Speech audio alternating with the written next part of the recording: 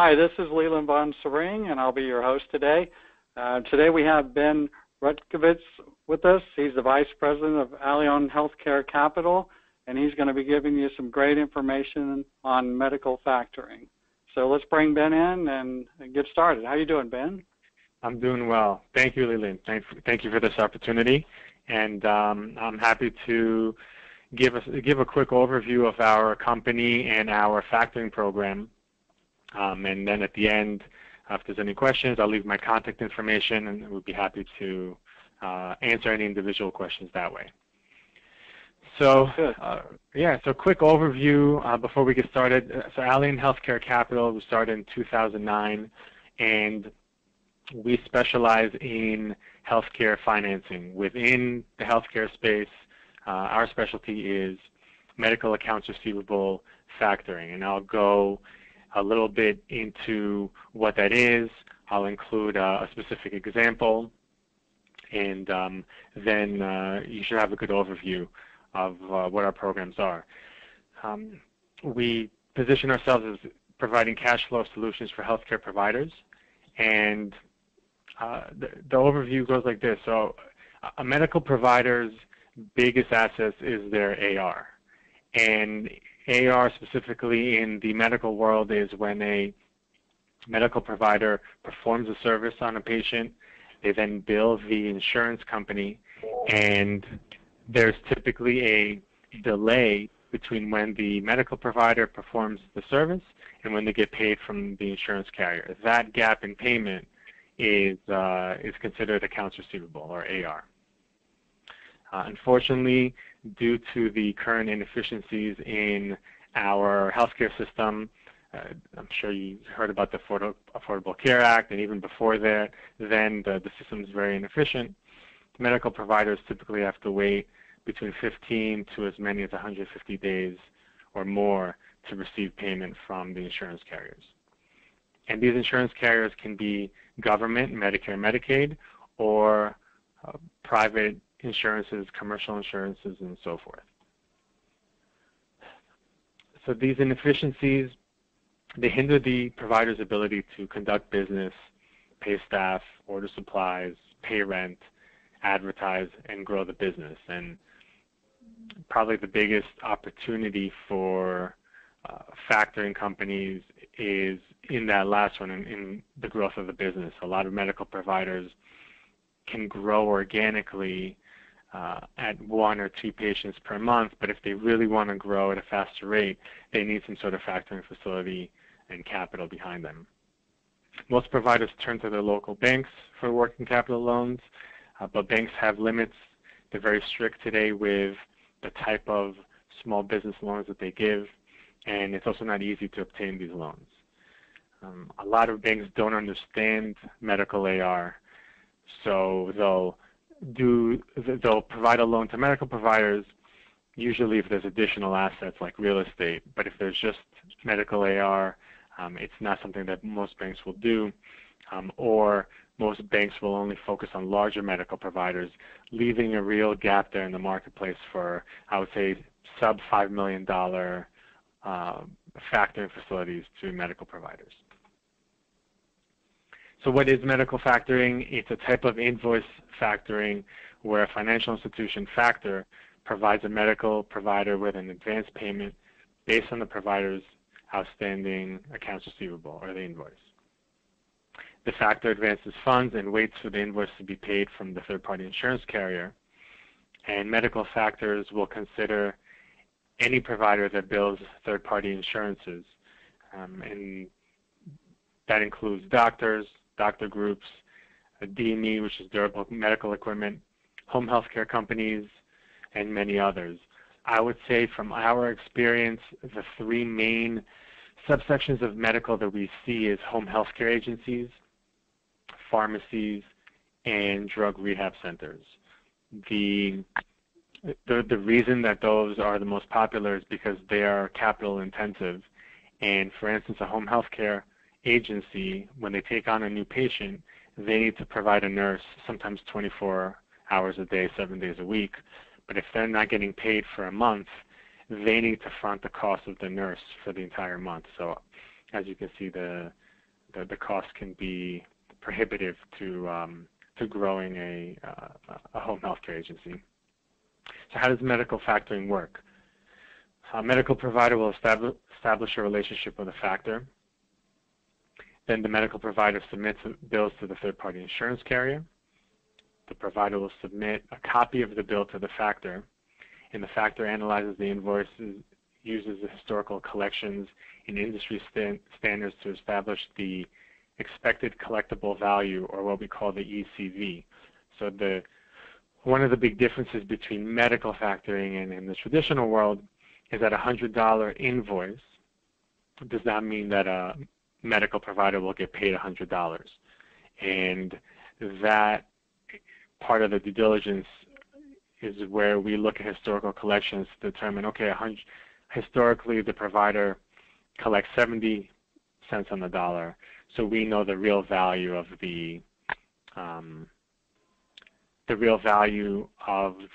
invoice is $70 in this case. So the factor advances up to 80% of the ECV, or the collectible value. And this is what I mentioned before. The advance is not based on gross billing, but rather on the expected value. Funds can be ACH or wired into the provider's bank account the same day. Most of our clients will submit to us a batch of invoices for the week, let's say on a Tuesday, and if they submit it early enough, the 80% advance can be available to them that same day. The remaining 20% is set aside as a reserve in case some bills don't pay or are erroneous. Once the bill is paid by the third-party insurance carrier, the factor returns the reserve minus a factor fee of 1 to 3%. And we'll go through a sample of how that looks in a little bit. The beauty of medical factoring is that it's determined solely by the provider's ability to generate claims, thereby providing access to capital for smaller or non-bankable providers. There are no limits. The more you grow, the more you can factor. Most importantly, the provider now has a clear understanding of the revenue cycle process and can finally concentrate on what they do best, which is provide care to patients and not worry about their finances. So here's an example. The provider has rendered service to a patient and billed the insurance carrier, also known as a payer, $110 for the procedure. So that $110 is the gross billed amount. The provider's collectible value, ECV, is based on historical collections and the fee schedule, and that's determined to be $100 in this example. The agreed upon factor fee is 2% of ECV per month. So the factor will advance the provider $80 or 80% of ECV. So let's assume the invoice is paid 2 months from the advance date. Here's what it will look like. When the payment comes in of $100, the factor takes back the initial advance, which is $80, plus the factor fee, which in this case is $4. And what we did there was just did 2 months of 2% fee, it's $4, and the remaining $16 goes back to the provider. So overall, the provider got $96 out of the $100, with the obvious advantage of receiving $96 today as opposed to waiting for $100 2 months from now. And that's the quick overview there. Leland, I don't know if you're seeing any questions. If there's any questions now. Oh, yeah. Yeah, okay. I would encourage everybody to send in any questions that you have, and there's already some in here. Let's see. Alan wants to know what they need to what do they need to do to get the client to you.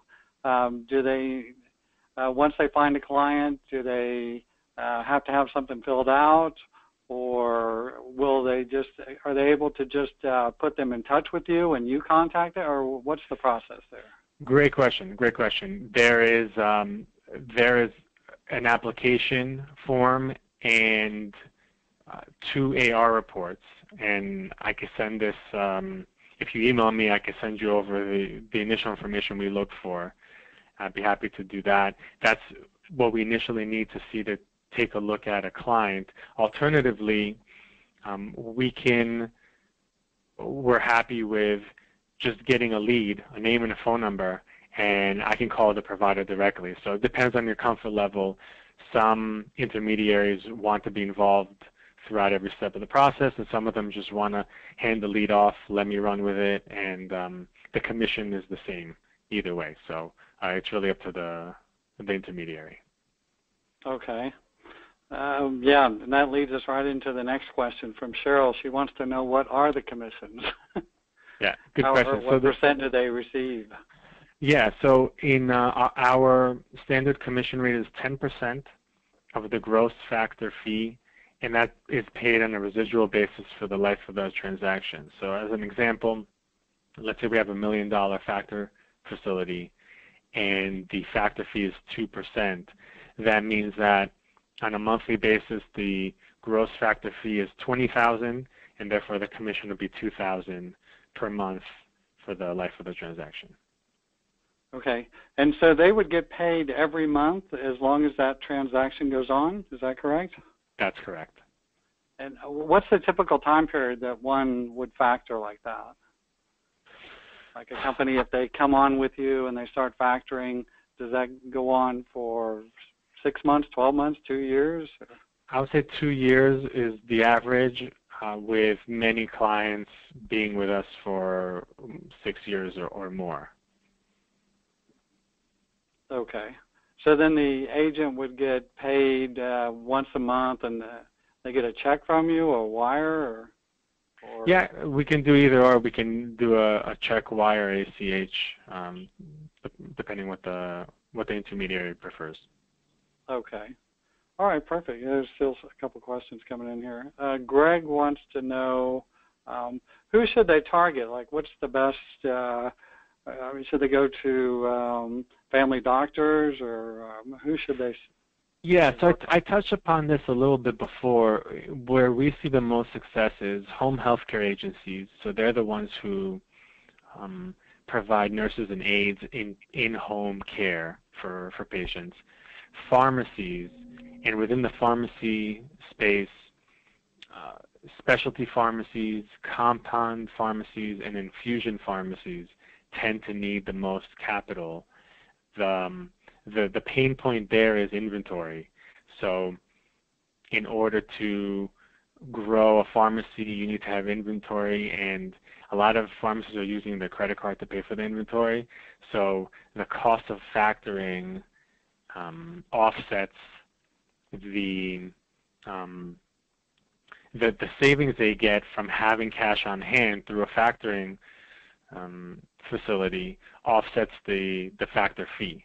And sometimes even pharmacies can receive discounts for paying early.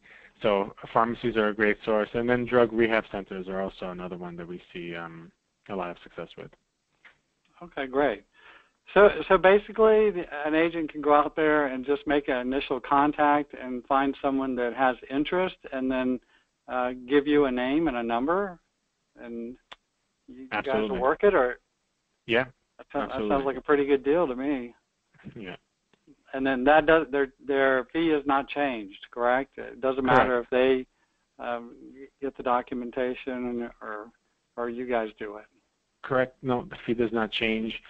Obviously, in some cases where an intermediary has a close relationship with a client, it could be beneficial for the deal to get done if the client trusts the intermediary and so forth. But in most cases, I find that if I get a lead to the client and I talk to them directly, it just moves the process along faster. So we're happy just to take the lead and take it from there. All right. That sounds like a great deal, Ben. That's about it for now. I guess if anybody else has any questions, they can contact you via email. It's on the screen, or your phone number. I invite everybody to go to your website at alleonhealthcare.com and get more information. But Ben, I appreciate it. It's been great having you, and I know some of our agents will be in touch with you soon. Okay. Thank you very much, Leland. Okay, thank you. Take care. Bye.